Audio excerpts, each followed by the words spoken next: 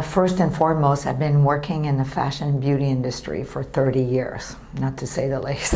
and everything was perfect. Everything had to be just, standard, skinny, this and that, and it had too much of things that were unrealistic for human being, actually.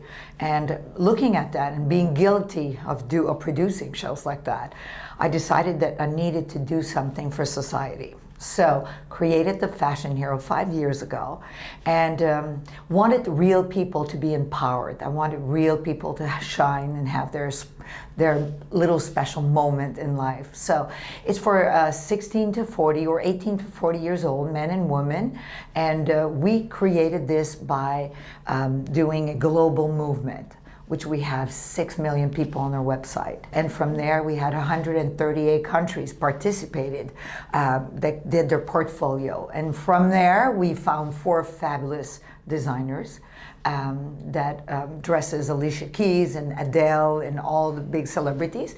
And they, through challenges and event every week, will nominate people to be their face and the ambassador of their brands for an international marketing campaign. And it's real people, fabulous, wonderful, real people.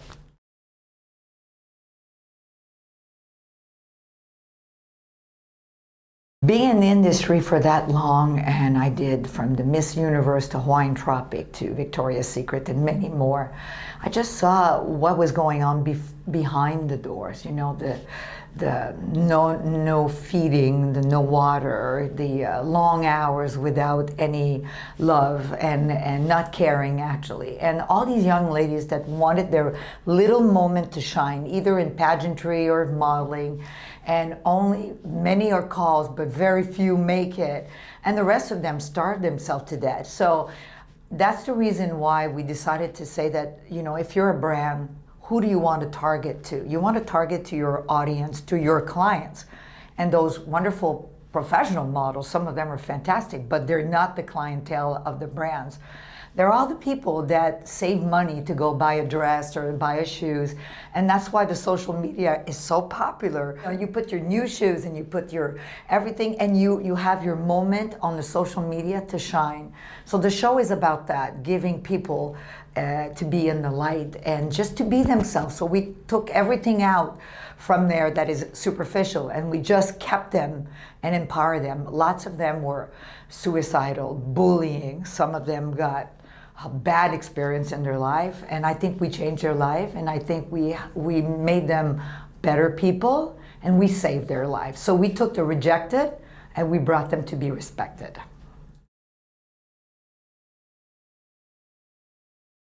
We developed a relationship for about a year before we even filmed the show. And she was telling me, her experiences with the Victoria's Secret stuff in the Hawaiian Tropic, and I felt horrible for those models that were going through things like that. What they put these people through is horrible. And then I went through my own round of bullying, and I was a little bit chunky when I was a kid, and I had bad skin, and I went through not feeling like I fit in. And those scars really stay with you, no matter how much of a swan you become, or if you put on makeup or, do cosmetic surgery, none of it fixes still what kind of sits in there. You still kind of question, am I beautiful? And unfortunately, the youth of today is exposed to that all the time, and we give them unrealistic standards to live up to. It causes depression, and some of these people take their lives. It ruins their personal lives. It ruins them being able to enjoy the beautiful world that we get to live in. So Caroline's mission was, we need to make people realize that they are perfect how they are, and the time to enjoy life is now. You can't wait until you lose the next 5 pounds. You can't wait until you meet that person that you love. You have to love yourself. So it was moving. I cried every day I was on set. I was a total crybaby. The makeup artists were having to touch my makeup up constantly. I was flushed and tears running down my face because it was just so emotional to watch these people that didn't think anything of themselves and really hated themselves, and put them in a photo shoot, when they expect that they're gonna look ugly and that they're gonna hate how they look. Caroline took off all their makeup and they couldn't have looked any prettier. I mean, they look like real Vogue fashion stars, and these are normal people off the street. And just their confidence level that went up, the challenges that they went through, physical challenges that we put them through, I don't think they thought they could do. Yeah. And seeing them accomplish that and seeing their faces light up, it was a magical experience every single day. It was very physically taxing because we were doing relay races, and I mean, we really put the people, I want to say kids because I feel like the big sister of everybody, but it really was an age group of 18 to 40. But I mean, they were doing relay races and we were kind of running alongside them and cheering them on, and then they're up in a hot air balloon, and then they're doing a photo shoot in a race car. So it was like every day was something else, and your adrenaline is kicking every day and you're having so much fun around all these people. By the time I got back home, I was like, I need to sleep for a month. That was like the most fun of my life, but it was a lot of energy. So. And I have to say also that meeting all the diversity of this beautiful planet, 41 contestants that made it to the show through voting on our website. These kids just touched me because when they came, they hold my hand and said, "You saved my life. I'm going to be a better person because I'm on this show." And it gave me confidence. And I go back and I do a blog. They have blogs now. They have they do their own thing. And they're no celebrities. They are a celebrity in their own heart, in their family's heart. Mm-hmm. And they have so much more confidence right now. So this show brought me to, when you imagine something and you don't know how it's going to come about, but it came about in a more spectacular way than I even thought.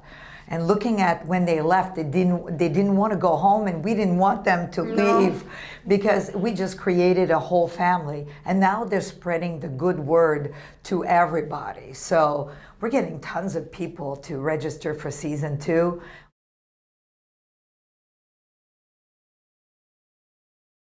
We started by social media, and we started by our website because we feel that when you want to touch the millenniums or when you want to touch the people, everybody want their little stardom, so they're all on social media.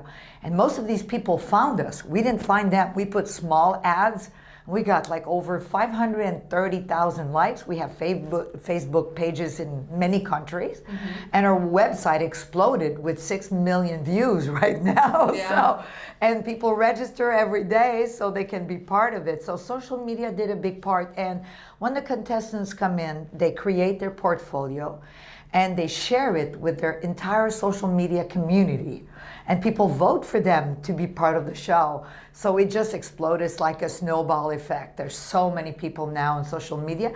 What's cool about that social media is that's really how people communicate now. That's the main way that people do business, the way friends connect. And it's neat because you can interact and like vote for your friend. Like if you were on there, I could go vote for you and get on your Twitter, get on your Instagram and interact. And it's cool because you're bringing in this audience that's so used to seeing things on social media. So it's like easy to translate over, and it's great because it's a positive thing. And I feel like that kind of stuff just spreads like wildfire on social media nowadays. So. And I think one thing that I'm so proud of is that usually you have a lot of people saying negative things on social media, and they love to do that, right? Because it's so cool to say, I don't like this and that.